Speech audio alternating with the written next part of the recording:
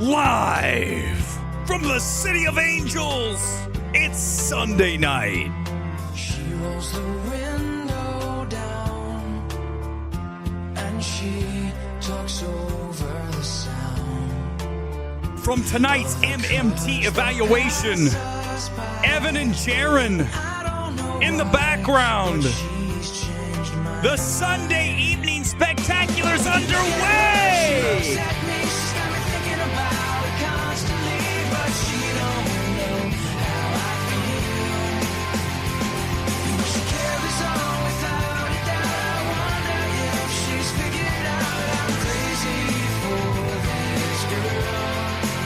Love it.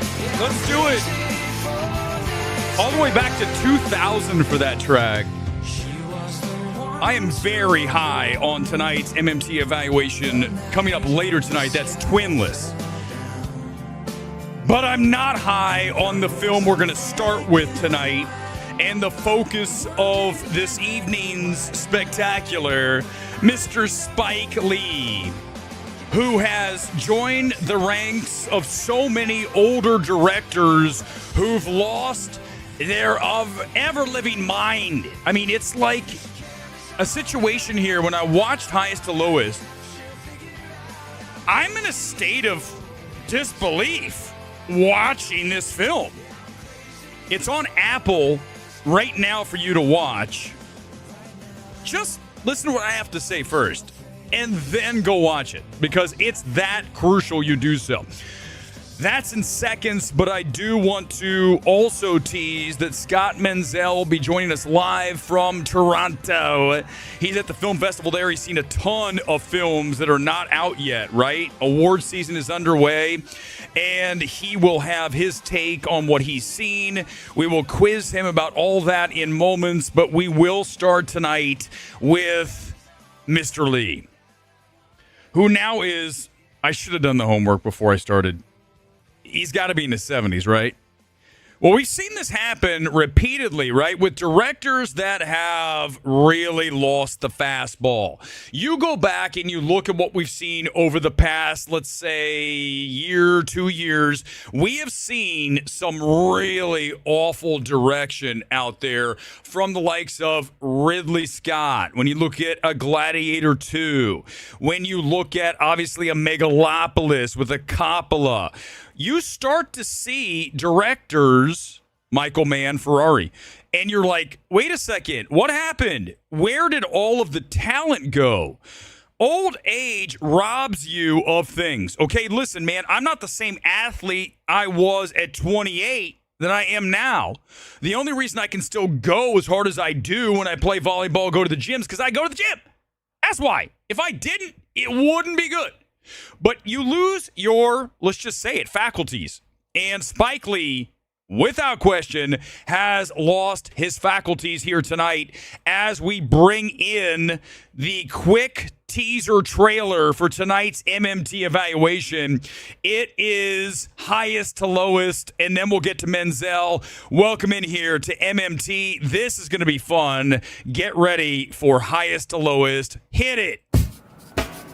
There's more to life than just making money. It's integrity. There's what you stand for. It's what you actually believe in. Hey, man! Do you believe in yourself? Revenge! Do you believe you'll be successful? Get the man! And the hard times will come from the good times. The hard times will come from success. The hard times will come from the money, and the mayhem follows. So can you handle the mayhem? Can you handle the money? Can you handle the success? Can you handle the failure? Can you handle the lovers? Can you handle the memes? Can you handle everything that there is in between? That's the question I have for you. Got to get ready! Can you handle it? Got a big payback. You watch the trailer, you're like, hell yeah, this looks good. Spike Lee's delivered another joint. Well, yes, he has. He definitely has delivered another fucking bad joint. Listen, we already saw the cracks. You go back to the Five Bloods, and you can see this is a guy whose skills are eroding. Well, with this film, it is cemented as fact. And I think one of the craziest things that I've ever experienced. And you have to, and you will, see exactly what I'm talking about thanks to Florent on X, who clipped a scene to give you some idea of what this film-wrecking score is all about. Watch this scene and pay attention to what's in the background.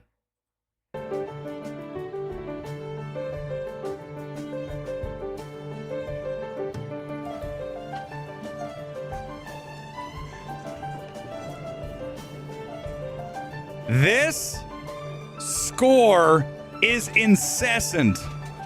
Whether we have this or we have some kind of like 90s romance flick thing going on.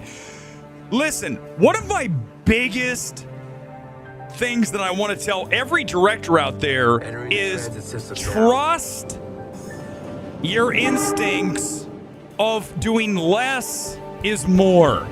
Not more is more, which is everything in this film. This score is pervasive in every single scene, in spots it has no business being in, and that is what you're sitting through for 2 hours and 15 minutes of one of the most film-wrecking scores that you will ever encounter. And you also have a barrage of chaotic edits. You have Spike Lee unloading on every angle that he could possibly come up with of a given scene. You could have two characters like talking to each other across a room, and I've got a side camera, a front, a back, a drone shot. I'm like, what are we doing? This is insane. And not only do you have the score that's wrecking this thing, you've got the edits, and you've also got zero directorial discipline. Obviously, that goes back to what I just talked about, the first two things, right? The score shows me that Spike doesn't know what he's doing anymore, because this should not be this pervasive. And then you go to the edits. What are we doing here? Okay. Then you go to every scene in this film goes on too long. It's like the longest possible director's cut that you could ever imagine of a film. I was so furious after the first 15, 20 minutes of this that if I were at Apple or A24, they comboed on this thing, and they showed me the first cut of this, or maybe it's the final cut, whatever this cut is. Obviously, it's the final cut to Spike. I would have, and listen, I'm not kidding you guys, I wouldn't last long in this town. I would stand up after 15 minutes, I would say, turn it off, just hit pause. No more. I don't want to see another second of this. Is Spike in the room? Spike, what the fuck is happening? What are you doing? Have you lost your mind? This is horrible. We are going to strip out this entire score. You're going to get someone who's actually talented, and then I want you to go less. Less is more. I don't want you to tell me how I'm supposed to feel every second. Let the acting show. That's all you need. I go back, you look at this film like Spotlight. Watch that film again. One of the things that excels at is allowing the film to tell the story without fucking obnoxious score in the background. It's really just such a poor choice. And not just in this case, a poor choice because of the score. The score's horrible. So it's a doubly awful choice. Spike Lee is no longer the director you remember. And if anybody has this as fresh, based on what I just said, those three things alone is more than enough to sink this to rotten. The only saving grace here is Denzel, who in everything is great. Even Gladiator 2, which I mentioned, Ridley Scott, lost everything he has, but Denzel was at least something to watch. Denzel's great. There are moments in this film where Denzel's allowed to interact with characters sans score and just have the dialogue. Like at the end, when he faces Rocky ASP or ASP Rocky, whatever. I don't listen to rap. But it's a pretty cool scene where the two of them are in a studio. Reminded me a lot of Lurker, film that I love. And At that moment, Spike doesn't have the score. And I'm like, okay, now I'm into this. The problem is that's at the very end of the film. Everything leading up to this is chaotic and out of control. It's like Michael Bay on crack. And the problem is, and then we're getting to Menzel. I see him. He's live in Toronto. We're going to him. We don't have anyone with guts who will tell a Spike Lee this film isn't good. This is unacceptable, Spike. I would have, if I were in the room at Apple or 824, I would have stood up and said, either you make the changes or I'm out. I'm walking out the door. I am not about to release this film the way that I see it. There's no chance. Zero. And Spike, if your feelings are hurt, too bad. You've lost all your skills and your faculties at 70 some odd years old. It's sad. I don't want to see these directors fall apart. They are. 45%. Why 45? Because you have to watch it to believe what you're watching. So it's like a no, yes. Have a couple of beers and watch this film and watch it how I just told you to. And you're going to go, oh my God, this is some shit. Let's talk about something good. Let's bring Scott Menzel in. Live from Toronto tonight, where it's 12:22 in the morning. Am I doing my math right, Scott? Yes. Can you hear me okay? Yes, I can. It's awesome. You have seen so many movies over the past week or so, right? Telluride and then Toronto. How many movies have you seen over the past 7-ish days? Oh, my God. How about ballpark? Just ballpark. I lost count. So I saw 10 at Telluride. Shit. And then I've been averaging, I think, 4 a day here. Wow. So that was Thursday, Friday, Saturday, Sunday. So what are we looking at? That's 16 to 26? I don't know how you do it. I mean, I tell you all the time, I'm like a one and done kind of guy. Like I saw Twinless last night, which I really liked. We're going to talk about that later. Oh, I know what a film, right? Way better than Highest to Lowest. Did you see Highest to Lowest, by the way? Oh, because everybody I heard told me it should have ended after the first 15 minutes. No, you have to. You have to watch it because you will not believe what you're consuming. It will just be completely blow your mind. But let's talk about, you mentioned 20 some odd films, whatever the number is. I want you to tell me, I'm going to put you on the spot because we didn't even go over this, guys. This is Scott's joining us live after midnight there in Toronto, and I'm going to put him on the spot because that's what we do better than anyone here in this space or any other space. What's your favorite film you've seen over the past week or so? I think I know the answer, but let's see what you say. I'm torn between 3 movies. Okay. So 3 movies. So I am Sentimental Value. Yep. Everyone seems to love that. Roofman. All right. Seeing France coming back. Okay. Awesome. Yeah, what else? Roofman. I already know the third one. Can I tell you? Yes. It's Rental Family. Am I right? Yeah. Yes. I mean, I know you're a Fraser fan. I get it. They're all different films, obviously. What do you like about each one? Start with Rental Family. So Rental Family is not going to work for everybody. I don't know if you're going to like it, Eric, to be honest. I love the idea. Well, the idea is really cool. Yeah. But and it's based in reality about rituals in Japan. Right. But I do feel, I will tell you from talking to people, this movie seems very polarizing. Either people really like it, and they kind of like go for the ride, or people are like, I don't get it. I don't like this. Everything feels forced. I don't like it. I really think there's a cultural divide because it's clearly made from a Japanese director. She wrote and directed the film. So she's writing something that she has personal experience with. Which is usually the best. Yeah. Right. Yeah. So like other people are kind of like, oh, I don't get this. It seems really forced, blah, blah, blah. So it's very strange because I've talked to a lot of people who really liked it, and I've talked to people who outright hated it. So I'm always excited about that because to me, that's, again, what good art should be, is that it should divide people. We shouldn't all be in like singing Kumbaya in every movie is the greatest thing ever, which drives me nuts just as much as it does to you. So I really love that. Sentimental value is probably still like kind of top tier for me. Okay. Because of the writing. Eric knows this more than anyone. I am 100% a story guy. Mm-hmm. I like stories and I like characters. Eric's more of like kind of like the below the line stuff, the score, the look, blah blah. I am 100%. Give me some great written characters. Give me a great script, and I'm like a kid in a candy store. Well, ideally, you want both, right? I mean, obviously, right? Like a tar. Both, but like you don't. Very rarely do we get both, and I think you would agree with that too. I don't think like it's usually like it's style over substance, stuff like that. Yep. But sentimental value to me is like every performance in that movie is Oscar caliber. The writing, the script in that movie is so grounded in reality.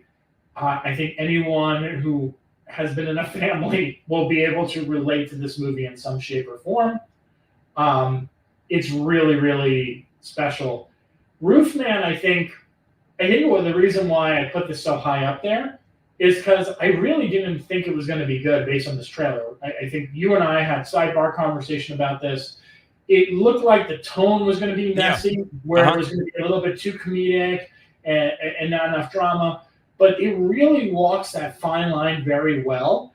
And I have to give it to Channing Tatum because Channing Tatum is like electrifying in this movie. Like he does this, he's really found his footing and he is so good in this movie. Like he is the glue that holds this whole thing together.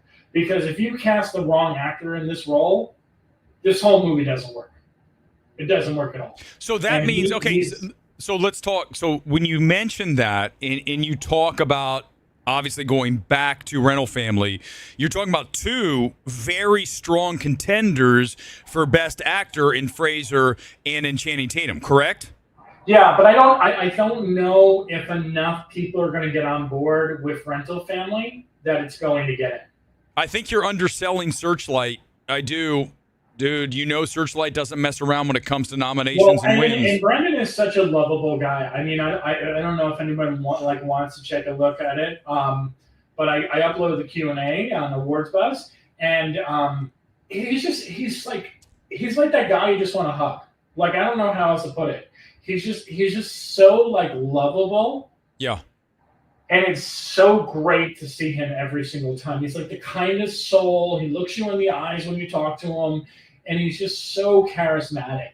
And I'm just so happy that he has this whole comeback. I know you hated The Whale, but I'm just so happy for him. Well, I agree. And I think that's one of the big reasons why he won for The Whale, which is not a good film. I know we disagree. I get it. But I will say that night we went to see The Whale. I went with you and you said, you're going to love this. And of course I didn't. But he was there and he did seem, right, just really gracious and happy to be back, obviously, after such a long time away, and just seemed genuine. And that's rare in this town, man. It's very rare. It's very rare. People in the comments are asking me about Christy. Yeah, let's talk about Christy because Christy was great. Okay, so Christy is now at like 50-some% on Rotten Tomatoes. I'll pull it up. Okay, but first of all, before I get into that, we'll talk about that in a second. Tell me why you like Christy and how good/great is Miss Sweeney. Well, so I'm going to challenge you too, Eric, because I know you don't watch a lot of TV movies. Yep. But if you ever had a doubt in Sydney Sweeney, there's an HBO movie called Reality. I watched it. She's great. She's a fucking amazing in it. Yes, agreed. And she is on steroids in this movie. Okay. Because not literally, right? Because she plays a boxer. But it's so the performance is so interesting because the character is constantly changing. Right? Mm-hmm. You're going through this journey of all these different phases in her life. And the movie in the last 20 minutes gets really, really dark because it touches upon like domestic violence. You know I like dark stuff. All right, speaking of which, that's good. No, go ahead. It's up to 65. But so could you see how anyone would say this is rotten? Can I just ask you it that way? I mean, listen, there's some moments where it gets a little cheesy at times, like all sports movies. Like you're making a sports movie, you're going to have some really cheesy kind of moments every once in a while, and this movie definitely has those. But I think when you look at the Ben Foster of it all, the Sydney Sweeney, the two of them together, and then you look at how strong a movie ends. And we talk about this a lot too. And I always say, I always feel like I'm talking to Eric like one-on-one when I'm on this stream, because we talk a lot. But what's really special about it is, when a movie ends strong, it makes up, like it's often makes up for the weaker parts of a movie. Like if it really ends on a high note, you're kind of like, okay. Right. And this movie does that. Like it takes a little time to get going. But that last 20 minutes is pretty fucking brutal. It's pretty brutal. Okay, well, that's the thing, right? People don't often love the down ending, as it were, and well, it's not a down ending. That's okay. That's but even when you go, okay, right? But I'm saying, how it is. Like some people just like, well, for me, it's like you're telling the story of this true, real boxer, right? You got to show all the sides, and it's got to get ugly, and it sounds like it does. It does. It really does. And I mean, I think what's interesting about Ben Foster's performance in it is that he just kind of builds. Like, you really don't like the character right from the get. Like, you really don't like him. But as the movie goes on, you just keep learning more and more reasons why you don't like him. And he doesn't really do a lot. He's very kind of like, his facial expressions are very much the same throughout the movie. But it's just like you can almost see like it's just wearing him down. Like stuff is happening. It just keeps wearing him down and wearing him down and wearing him down.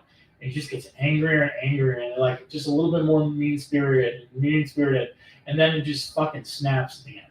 Okay. And it's just like it's the insanity of where they go with it. That sounds like exactly what I'm going to love. So that comes out early November in Black Bear Entertainment or whatever, right? It's their first film. We'll see how many screens they get. But the fact that Sydney Sweeney is headlining it, I would hope that AMC, Regal, Cinemark are interested in putting that in as many theaters as possible. We've seen these small films, though, Scott. They've really struggled at the box office. Do you see any of the films over the past 20 or so that you've seen? Is there one that you could say this could end up being a box office hit? Not forget awards, just yes, you want awards. Is there anything like, I could see this like taking off? It's hard. These smaller films, it's really hard. No. Wow. Because another movie I really liked was the Springsteen movie. And that movie talk about that. Yeah. That movie just deals with depression. So everybody's looking for Bruce Springsteen to be singing "Born in the USA" or all his like greatest hits. You ain't getting that. And that's going to piss people off, right? You are literally getting the making of Nebraska. Okay. If anyone knows that album. Yep. And I'm down for that. The darkest time in his life. And but you like the film a lot. You're very high on the film. I do. But it's one thing to you love it because you're a New Jersey guy.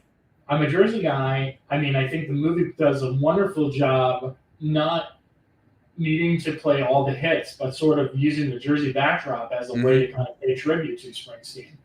There's a lot of great shots of like the Stone Pony, the convention center, the merry-go-round. And I mean, if you grew up in Jersey, like all that stuff is like staples. Like there are staples. They will never tear those buildings down because they are part of Bruce Springsteen's legacy. So it's a really great movie. And the other guy, Jeremy Strong, who's in it.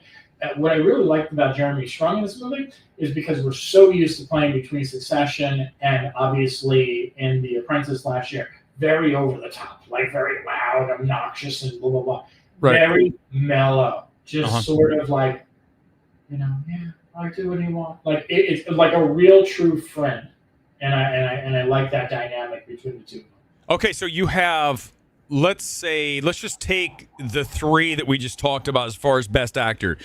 Who pick two of the three if you had to say are getting in out of Rental Family, Roof Man, and the Springsteen flick. Well, I mean, Jeremy Allen White's definitely going to get in because of the fact that he already has love in this industry from The Bear. Right. People love him from The Bear. So he doesn't have that kind of uphill battle. I don't know. It really depends on how hard. I told Paramount already that they really need to push Channing. Like, I literally sent them an email today. Yeah. I was just like, start the campaign now. Like, let's get it going. Because I just don't know if people really connect Channing Tatum with these types of movies. I know, but that's what makes it interesting. But I think, like, when you watch this movie and you see this performance, he's so likable in the movie. But, like, he does such terrible things, but he's still so likable. And that really gives me he gives him so much credit as an actor. To see Well, it's speaking of that, just you mentioned Paramount. Paramount's not exactly the award studio. So that's a real problem for Roofman in and of itself. And we're inside baseball. This is some film Twitter stuff. But, each studio really has individual power, right, of the ability to get their people in. And I mentioned Searchlight, and Searchlight will not be denied, right? And the Springsteen film, is that Fox? Well, 20th Century, or is that Searchlight? It's 20th Century. It's all part of Disney, but you don't mess around with Searchlight, Focus, obviously Neon now. A24, and we've mentioned, I mean, what is A24's big film? The Smashing Machine, which I'm seeing tomorrow That's night. right. Yep. Supreme, which apparently correct. The word on the street is that it's going to have a secret screening at New York Film Festival. Okay, that makes sense. Yeah. The Safdie's being from there. Okay, so those are their two, right? Do they have anything else?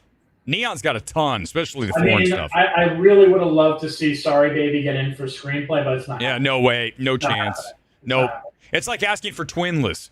Which is we're going to talk about Twinless in a minute. Twinless is great, and performances are so good, and it's just not. It just won't. It's Lionsgate. They're not going to get anything in. And the last time they got something in was probably La La Land, for God's sake. I mean, they just don't have that power. So what do you have left that you're really looking forward to, other than the two we mentioned from A24? I think that's kind of it. Hold on, I wrote. No, you and I have something Wednesday. Don't forget, hey, ladies and gentlemen. As of right now, I can't promise that it's going to happen, but as of right now, we think it's up. Scott will get in. It's me. Might be able to see one battle after another.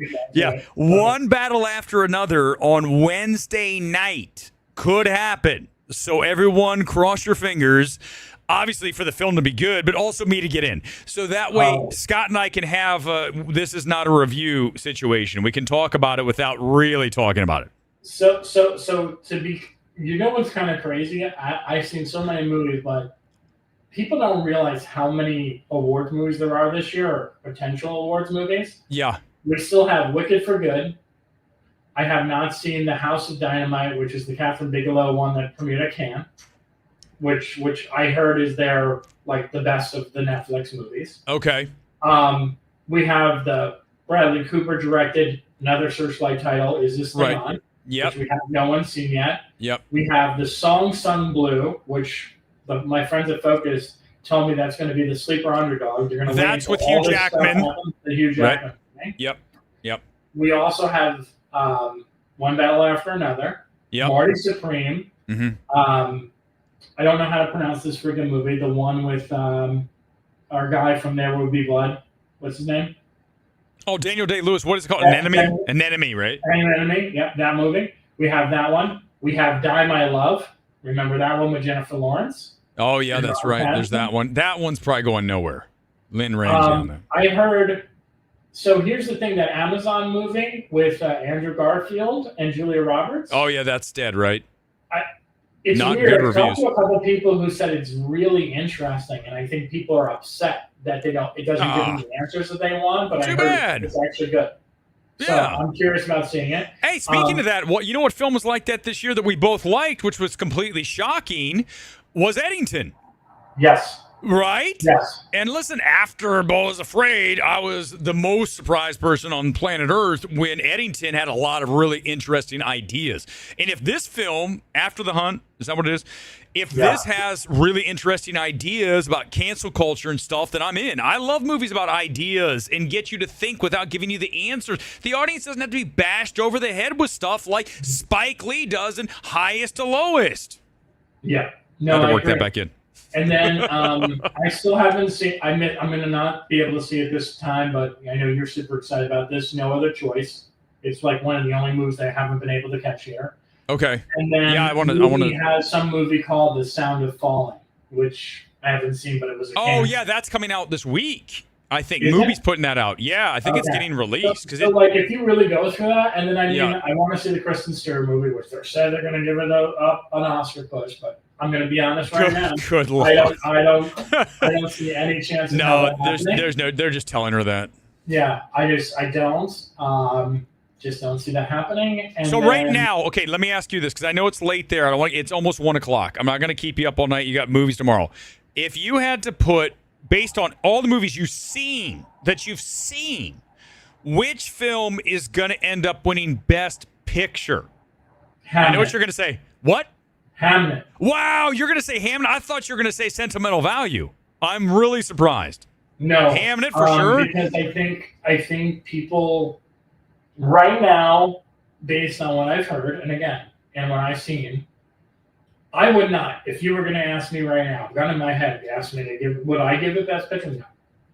But based on the conversations that I've had, based on seeing how people reacted to it at Telluride. Now, they really had one screening here, no one got into it so far.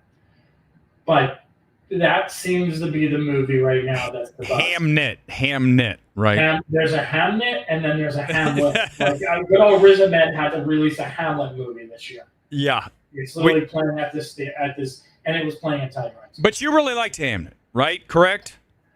I mean, it's very artistic, correct? I liked it. I would say that I appreciate it. All right. I was able to appreciate it a lot more than like Nomadland for me. I think the two of them together, Jessie Buckley and Paul Mescal, are excellent. I think she is dynamite in the movie. Okay. It really plays to Chloe Zhao's like simplistic poetry in nature kind of direction. Yes. So like, I get it. Like I get it. Like it's one of my friends said to me, it's like kind of the movie you look at and you're kind of like, I don't really have anything negative to say about it, even though like it's like it's not the movie like someone asked you to recommend a movie I would never like recommend. Right. It's very specific. Yes. Okay, fine. I don't mind. So that's not a box office hit. Sounds like we're in trouble at the box office for these films. And the Springsteen movie for sure. Once you told me what it is, I go, oh, that's not going to work. Because remember, the Dylan film was bigger, right? It had the hits. It was a bigger, even though it was a small. At the end, you have to kind of like the scaled back version of Bohemian Rhapsody at the end, right? Yes, yes.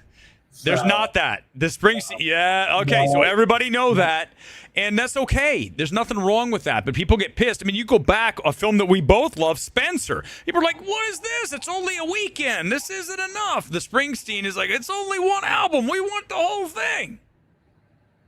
There's nothing wrong with just giving people a little bit.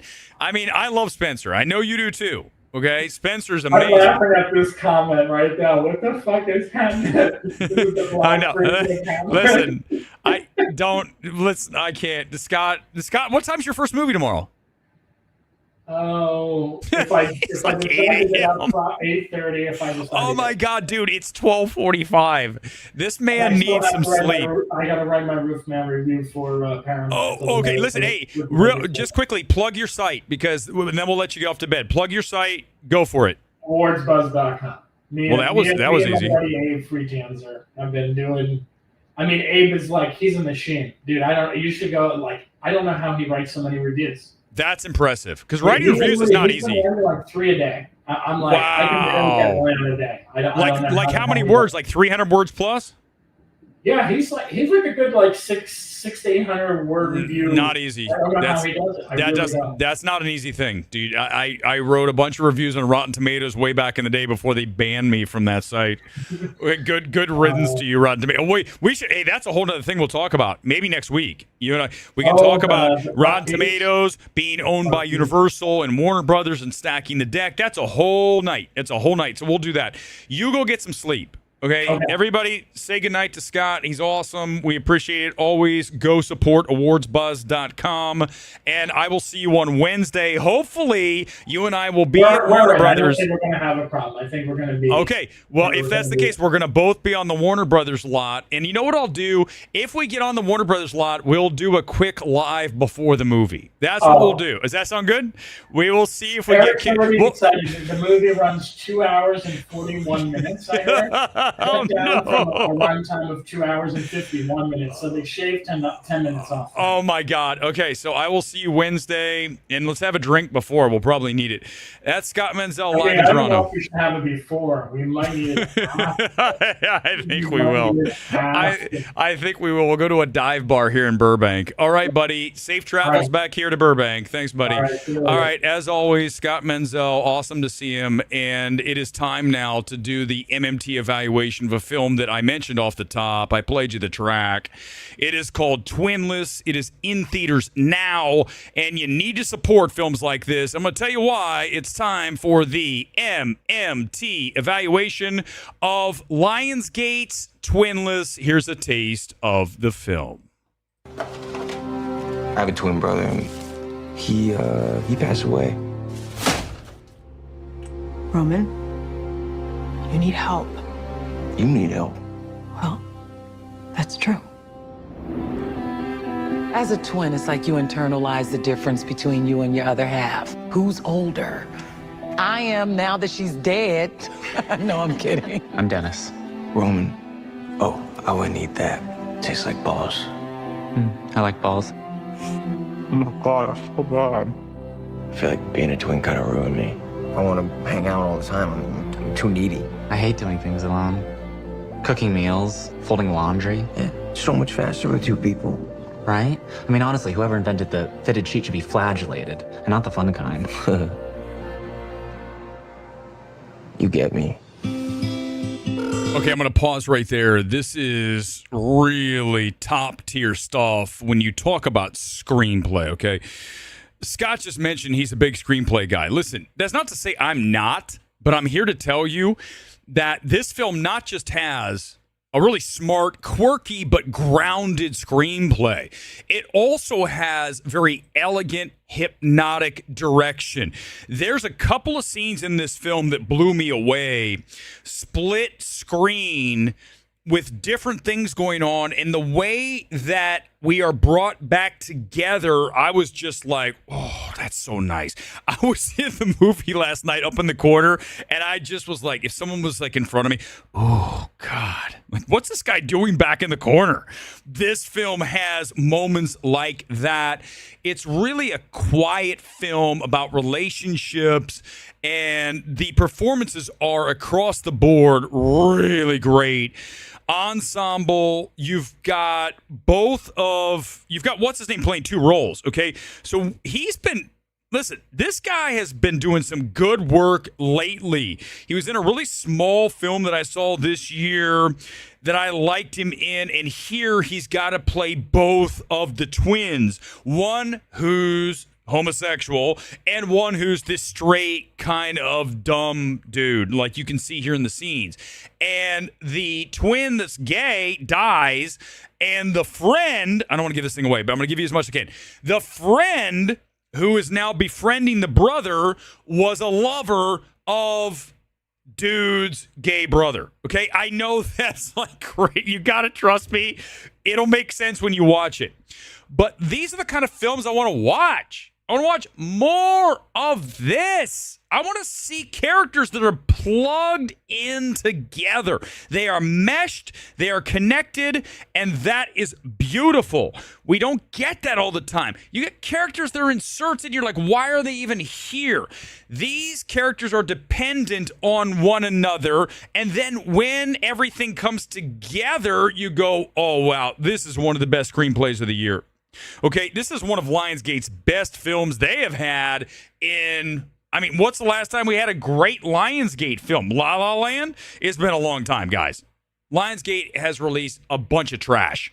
This is not that. This is more of an A24 film. I'm really surprised they didn't acquire this because this would be one of their best films of the year. This is better than very many of the A24 films that I have seen. It's one of my favorite films of the year. Okay, we're talking 90%. This is a must-see. If you don't see it in theaters, and it's okay if you don't, I want you to support it. It's not a film you have to see in a theater, right? We talk about that a lot. An F1, you got to see in a theater, okay? This film, you don't really need to. I want you to. I want these films to do better. I just want you to see it. So when this comes out, if you don't want to venture out to your local multiplex, I want you to see this thing at some point, somewhere, somehow. That's all I want. Okay? That's the mission here tonight with Twinless. Definitely far superior to Spike Lee's Highest to Lowest. Wow. God, that film's bad. I mean, what a shame, though. You know, back to Highest to Lowest. I mentioned that off the top. Some of you join us now. You know what the shame is? It disappeared. Hold on, let me make sure I get back on the screen. The shame of it is that when you look at a Highest to Lowest, right, the real crime in any film that I watch that I'm disappointed in, the biggest crime is when you see what could have been if the director would have gotten out of their own way, if things would have been just rewritten a little bit. That is where you go, shit. And that's Highest to Lowest. If you would have given this and made it really raw and cut out all the bullshit, and instead of 215, made it 140, and you got to get a new director because Spike Lee, in no way, he's out. He's kicked. He's done. He can't do this. It's that film. It's ruined by Spike Lee. But you have Denzel. You have this idea. There's stuff to work with, and that's the real crime. You look at a Twinless. You know, it's the best possible version of the film it's trying to be. That is a huge compliment, right? You talk about a film that we talk number one film of last year for us was The Substance. Right? The best possible version of the film it's trying to be. And a lot of you didn't like the ending of that film, but that's the magic of it. It's so fucking insane.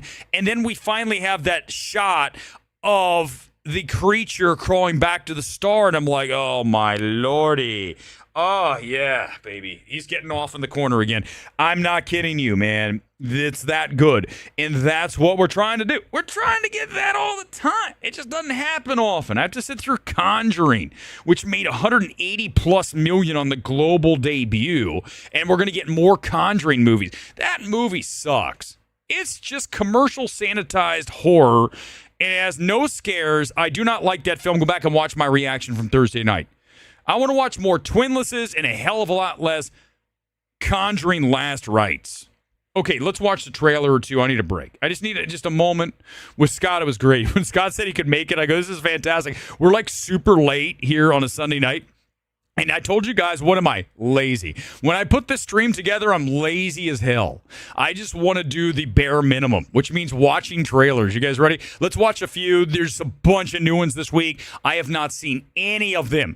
So this is my first time watching. Let's start with Wuthering Heights. Quick ad, and then we're on. This is Emerald Fennell. Emerald Fennell's back. And I really liked so much of Saltburn. I don't love everything about Saltburn, but I like her as a filmmaker. I mean, you go back, you look at Promising Young Woman. I like her direction. I don't think she was ready to make that film. Very hard film to bring in because you're talking about that juxtaposition of tone, hard to juggle, and that film doesn't bring it together like it should. Saltburn, better job, better film than Promising Young Woman. So let's see what she has here for Wuthering Heights. Here we go, ladies and gentlemen. Trailer watch time on MMT.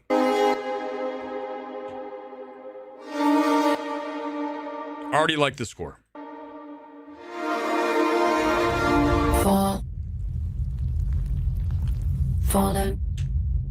See, this is what you get with Emerald. I mean, listen, I'm like, what, 5 seconds into this? 13 to be exact. Same thing with Saltburn and with Promising Young Woman, but, more so is the progression.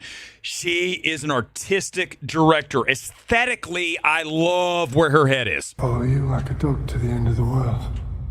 Fall in love.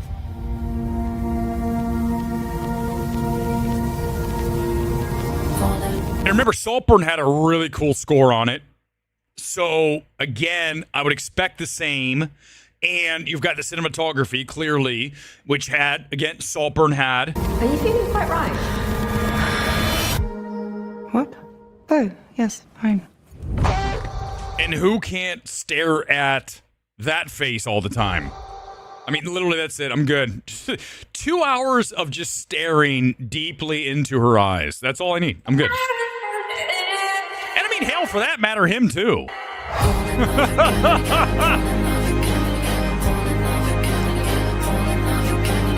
I can already tell people are going to this isn't the version that I expected. It's a little weird for me.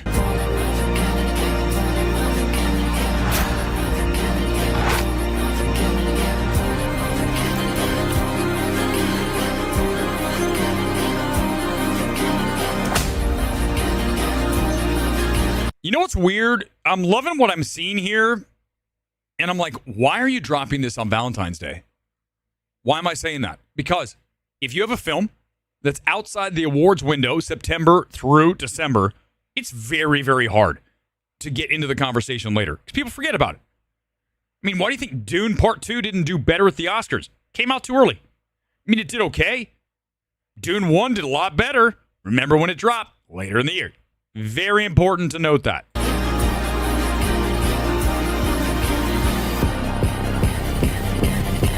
I'm really loving this audio, by the way. Love. Do you want me to stop?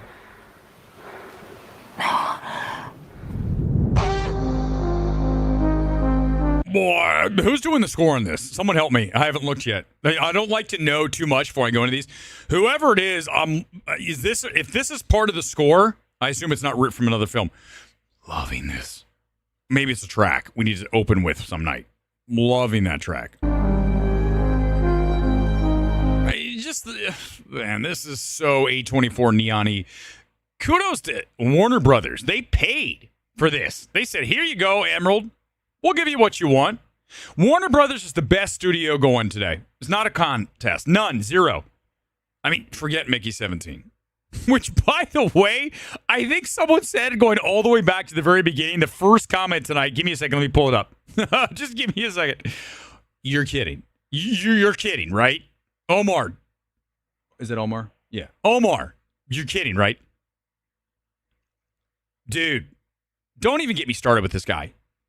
This guy, I'm not doing it tonight. I'm in a good mood. I was until I read this. This guy, dude, I would say more about him, but I think he's psychotic. It's not a joke.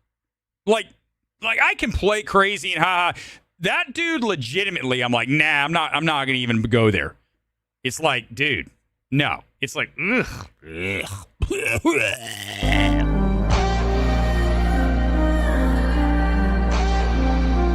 Oh, Charlie XCX.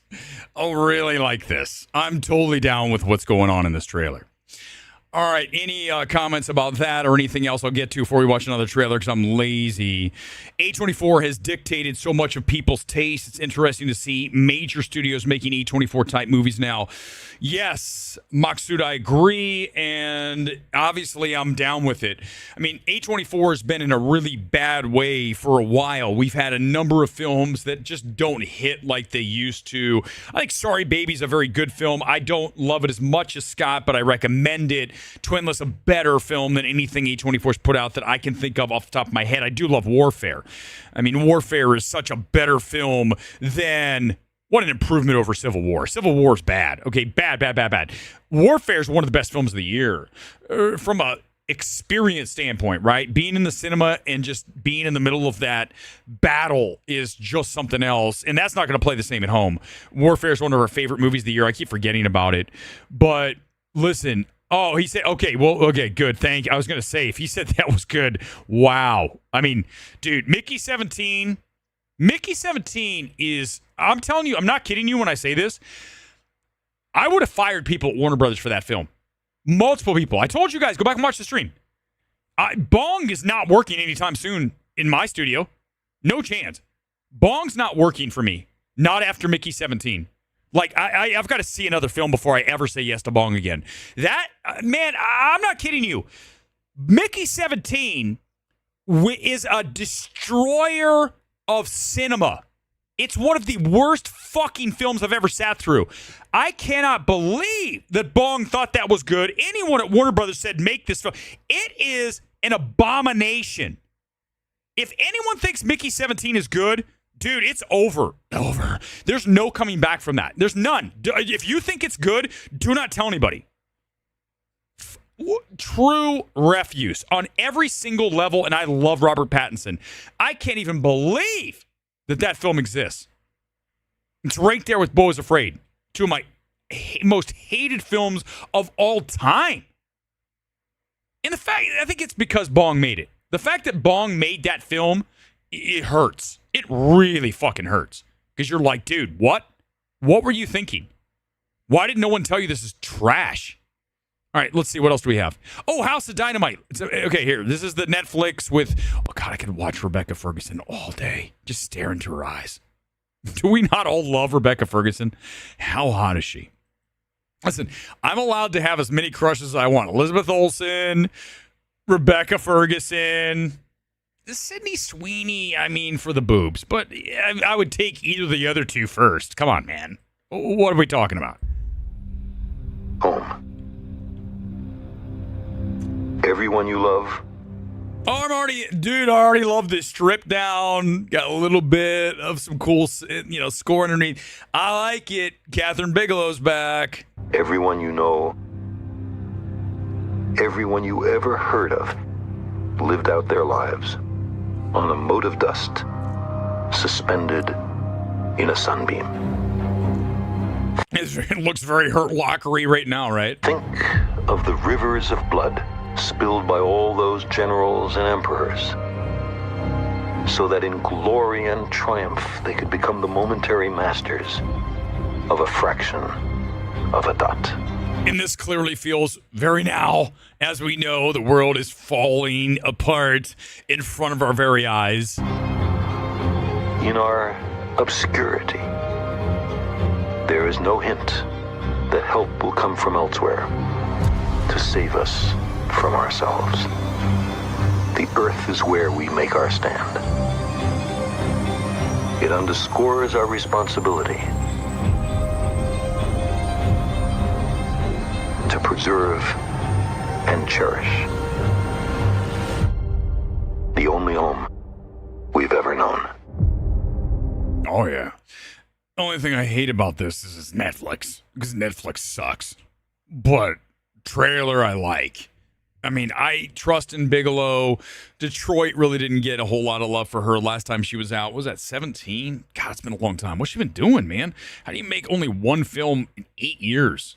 That's weird. I mean, we could talk Todd Field. I mean, he makes one film every like 20 years. But if he makes another Tar, if he wants to make another Tar in 15, 20 years, I'm down with it. I mean, I'd rather have one every 15, 20 years that's amazing than something that's forgettable. So it's good to have her back. Netflix sucks, but I am into this trailer. All right, let's check. Let's go watch one more trailer, and then I'll get to some comments, and we'll get out of here because I think I'm already at an hour. I'm at 53 minutes. How did we get to 53 minutes? That's right. It was because of Menzel. It's funny. I played volleyball all day today.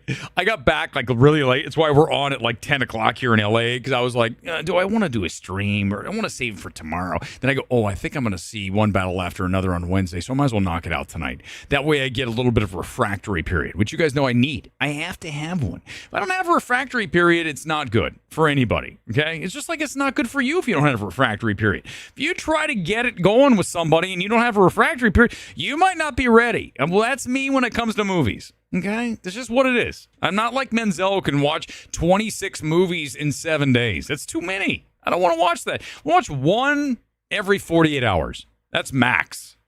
And anything beyond that. So now I have a nice break because I just finished up Highest to Lowest.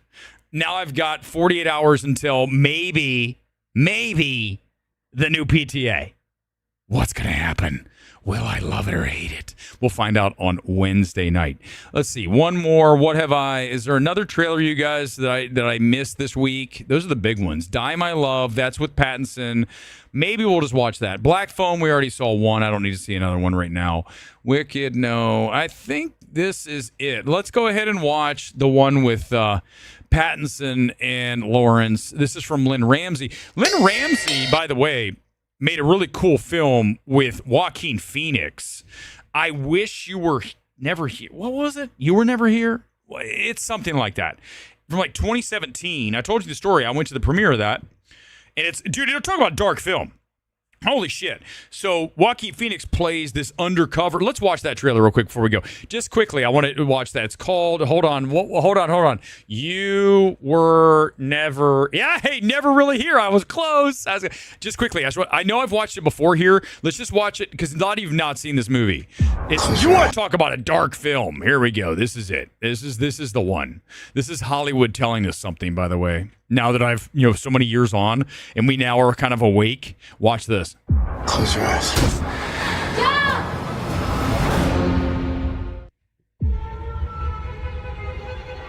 The old Amazon Studios logo. I'm gonna ask you some questions. How many are there? One guy inside the front door, second guy on the top floor. So he's playing basically Jason Statham, only in this really dark film about child abduction. And man, this film, shit. After the tone, please leave a message. It's done. Man called. Man wants to see you right away. State Senator Albert Vato. His teenage daughter's missing. What's the lead? He got an anonymous text with an address. I've heard of these places. So listen, you know what's crazy? So you're watching all this. Do you ever see 8mm? Anybody see 8mm with Joaquin Phoenix, Nicolas Cage?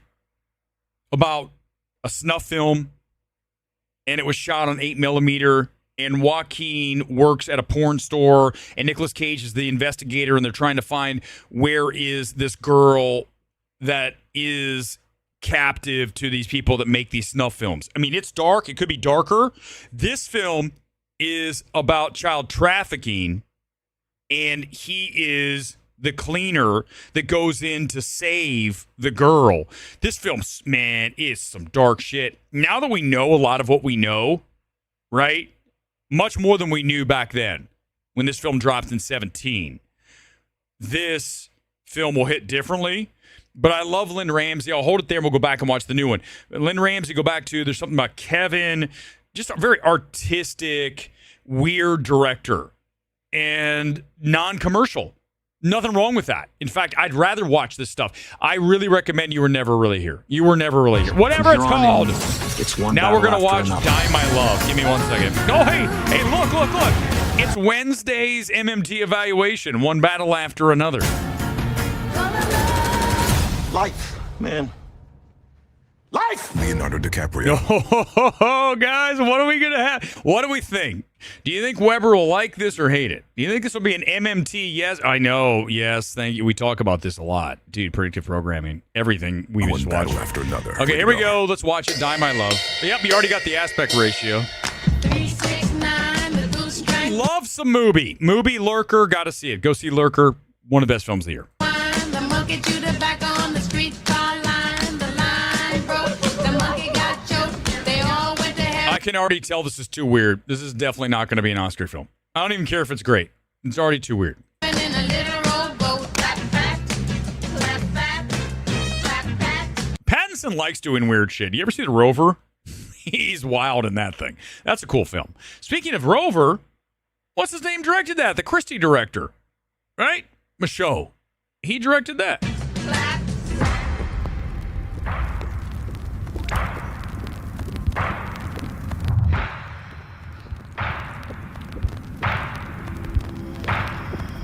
This is very experimental, and this isn't going to work. This is going to work for a very small audience. Yeah, I love how they're pumping that. Of course, man. It's their biggest hit ever, right? Substance was huge. Did it get to 100 million worldwide? Wow. What a success for a small film like that.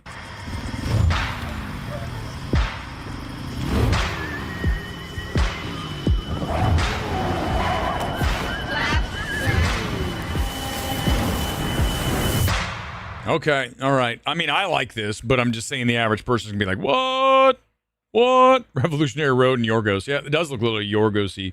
But Lynn makes films like this, you know, and I'm sure she's leaning even more into her cinephilic range. But yeah, I would definitely recommend You Were Never Really Here. It's a very short film, too. If I remember correctly, it's like 128 or something. But back to when I went to the premiere, I brought this up and I forgot to finish the story, which is typically what I do. I was at the premiere. And they had it at this little art museum, kind of like gallery place in LA. And in comes Joaquin Phoenix. And he's there with John C. Reilly and some other people. I'm dropping names because it was one of those nights I was like new in LA. And I'm like, oh my God, Moby's here. I talked to Moby about when I used to DJ and play his records. He was like, yeah, okay, great. Thanks, kid. And I go to wait for the restroom, right? So it's this little art museum. There's like one restroom. I'm standing at the door like it's locked. Someone's in there. And I'm like, what's going on? And then I'm on my phone, because this, even in 2017, I was on my phone. I'm on my phone, and I hear this, are you in line? I'm like, yeah. I look up, it's Joaquin Phoenix. I'm like, hey. I'm like, hey, man, I just saw the movie. I really liked it. But you know what I told him? Because I'm always ready with something that they won't expect. When I looked at Joaquin, I said, you know what? This film reminds me a lot of 8mm. And he looked at me and went, wow, I never thought that. But you're right. I'm like, yeah, Joaquin Phoenix agrees with the ace. The stories I have are all true. I don't make stories up. I don't have time for that shit. How could I even make that up? That'd be impressive for me to make that up, right? At this little art gallery down off of, like, what was it on? Melrose, maybe? Somewhere down there. Wilshire, 3rd, Melrose. Probably 3rd. I think it was 3rd. And Joaquin Phoenix is going to the bathroom, and I'm like, hey, this reminds me. See, this is what I'm saying. When you get the ace, when you get MMT, this shit's real. I'm not trying to make shit up. I'm not like these people live in Toledo. I live here in LA, even though I don't care anymore. I just don't. I'm so like over LA. It means nothing to me anymore. Now I'm just like, yeah, I'm going to go to Warner Brothers and watch the new PTA movie on Wednesday. It's time for the Comment Blast closeout. Let's close it. Yeah, exactly. I should have said that. Let's close it out with a track that I started tonight. You guys ready? It's tonight's starting track. It's our finishing track. And if you want to sing along, you can. We'll listen to at least the opening bars and a little bit until the chorus, and then I'll get into your comments. Here we go. From tonight's movie, Twinless, this is Evan and Jaron. Oh, I got to stop it. Hold on. Here we go. Ready? Here it is. Thank you. All right. Go see Twinless. I'm going to answer questions, but here it comes. Ready? And take it. She rolls the window down and she talks over the sound. I hadn't heard this in like 20 plus years when Twinless brings this in multiple times, by the way. If you haven't seen Twinless yet, this is in the film, obviously. Hit it! When you look at her, she looks at me. She's got me thinking about it constantly, but she don't know how I feel. All right. By the way, I want you guys to know every time that I do this, that I play any song like this, the stream's over. I get zero monetization out of this. Monetization. So, but I don't care. This is my stream. I'll do what I want. Bro, I don't care. You don't give a shit? This is fun. I just want some studio exec to be watching from Apple and go, holy shit, he just said what I wish I would have told Spike Lee. That's all I care about. And then running into stars waiting for the bathroom. Those are the only two things I care about in life. All right, let's get to comments here. Deep cut, remember, yeah. I know, right? Mark, it's like super duper old. Thank you, Soupcan. I appreciate it. Yep, exactly. Yeah.